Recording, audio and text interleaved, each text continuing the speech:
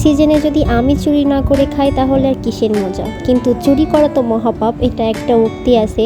তো কারোর বাসায় না, আজকে নিজের ছাদে গেছিলাম নিজের গাছের আম চুরি করতে, কিন্তু আম দেখে এতটা ভালো লাগতেছিল যে চুরি করতেও কেমন একটা খারাপ লাগতেছিল। আরও এটা আমার আম্মু লাগাইছে, তো আম্মুর গাছের আম যদি চুরি করে ফেলি তাহলে তো আমার আম্মু আজকে মেরেই ফেলবে, কারণ এইগুলো খুবই শখের গাছ আম্মুর। আর একটা কথা আছে, শখের তোলা 80 টাকা।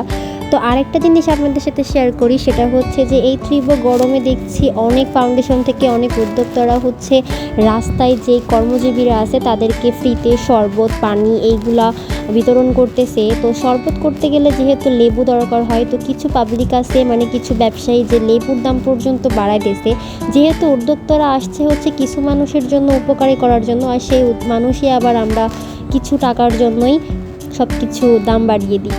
তো চলেন তারপরে কি করি সেটা দেখা যাক। তো যেহেতু গাছের আম অল্প ছিল আর আম্মু যেহেতু দেখলে বকা দেবে, আর ফ্রিজে আম ছিল, তো আমরা ফ্রিজের আমগুলাই বের করলাম যে আজকে ফ্রিজের আমগুলাই মাখাবো।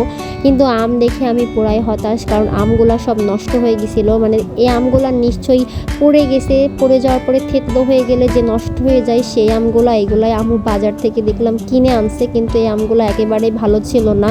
তো ফার্স্টে ফ্রিজ থেকে বের করে এইগুলা ভালোভাবে আগে পানি থেকে ধুয়ে নিচ্ছি, কারণ পানি দিয়ে না ধুলে এটা তো খাওয়া যাবে না, যেহেতু এটার মধ্যে অনেক ময়লা থাকে।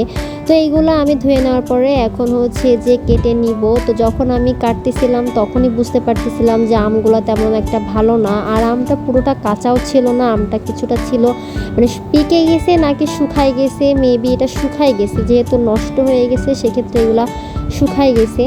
তো আমি এই যে এইগুলা কেটে নিচ্ছি। তো কেটে নেওয়ার পরে এই যে দেখাই যাচ্ছে যে আমগুলো কেমন নষ্ট হয়ে গেছে, এবং প্রত্যেকটা আমি দেখি সেম অবস্থা, কোনো আমই ভালো ছিল না। আমি 4টা আম কাটছিলাম, তো 4টা আমেই ডিফেক্ট দেখছি। যেমন এই যে এটা কেমন কালচা হয়ে গেছে, তারপরে এই ছোট আমটা, শুধু মানে এই ছোট আমটাই ভালো ছিল, তারপরে এই যে এটাও কেমন যেন নষ্ট হয়ে গেছিলো, তারপরে আরেকটা আম ছিল সেটাও দেখি সেম। তো এইগুলো আগে ফার্স্টে আমি আবার পরিষ্কার করে নিয়েছিলাম জায়গা জায়গা থেকে, যেখান থেকে নষ্ট সেইগুলো উঠাই নেওয়ার পরে এই যে আমি এখন এটা কি বলে, এটা ম্যাশিং দ্বারা কুচি কুচি করতেছি, কারণ আম মাখাইতে গেলে কিন্তু এরকম কুচি করে মাখাইলেই বেশি মজা লাগে, আমার কাছে বেশি লাগে। তো যেভাবে আম মাখাইতে চাইছিলাম সেভাবে তো হয় নাই, এই যে এটা আধা পাকা আধা কাঁচা হয়ে গেছে, এটা পুরাই মানে একেবারে পানি পানি হয়ে গেছে। তো ফার্স্টে ভাবছিলাম শুকনা ঝাল দিয়ে লেবু দিয়ে সরিষা দিয়ে সুন্দর করে মাখাবো, যেহেতু আম দেখে আর পছন্দ হয় নাই, তো সেগুলো আর কিছু করে নাই বলে কাঁচা ঝাল এবং নুন দিয়ে শুধু মাখাইছিলাম। তারপরেও খাইতে একেবারে খারাপ লাগে নাই। তো আমি এখানে 2টা ঝাল নিয়েছি, কারণ আমাদের বাসায় তেমন একটা কেউ ঝাল খাইতে পারে না, মানে মিডিয়াম ঝাল আমরা সবাই খাইতে পারি, কিন্তু অতিরিক্ত না, সে মাখানো হোক বা ভর্তা হোক যাই হোক না কেন, আমরা সব কিছুতেই ঝালটা একটু কম খাই। তো এই যে আমি এখানে হচ্ছে ঝালগুলা ভালোভাবে হাত দিয়ে ডলে নিলাম, তারপরে এর মধ্যে নুন দিয়ে সুন্দরভাবে মাখাচ্ছি।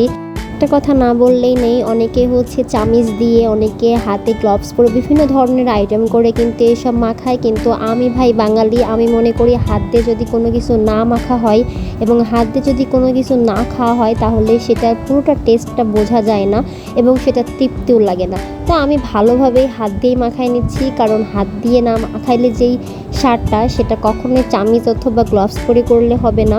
তো ভালোভাবে মাখানোর পরে আমি একটু টেস্ট করে দেখতেছিলাম যে আসলে নুন ঝাল সব ঠিকঠাক আছে কি না। তো আমার কাছে মনে হলো না, পারফেক্ট একদম ঠিকঠাক আছে, কিন্তু পরে মনে হলো যে না, এর মধ্যে আরেকটু নুন অ্যাড করতে হবে। তো এই যে আমি আরেকটু নুন নিয়ে ভালোভাবে এটা অ্যাড করে নিচ্ছি। তো এবার হচ্ছে খাবার পালা। আর মাখানোর জিনিস এমন যেটা হচ্ছে সবার দেখলেই মনে হবে যে না, একবার হইলেও টেস্ট করি। তো এখানে আমি, রাফা, তারপরে হচ্ছে ভাবি, আমার নানি, আম্মু সবাই ছিল, তো আমরা সবাই মিলেই খাচ্ছিলাম। এই যে এখানে রাফা নিচ্ছে, তারপরে আমি নিছি, তারপরে হচ্ছে যে ভাবি, আর ভাবি যখন নিচ্ছিল তখন পাশ থেকে সায়ান হচ্ছে পা দিয়ে এটা ঠেলে ফেলে দিচ্ছিল। তো এই যে আজকে ব্লগটা ছিল এই পর্যন্ত। যদি ভালো লাগে থাকে অবশ্যই আমার চ্যানেলটাকে সাবস্ক্রাইব করবেন। তো সবাই ভালো থাকেন, সুস্থ থাকেন, আল্লাহ হাফেজ।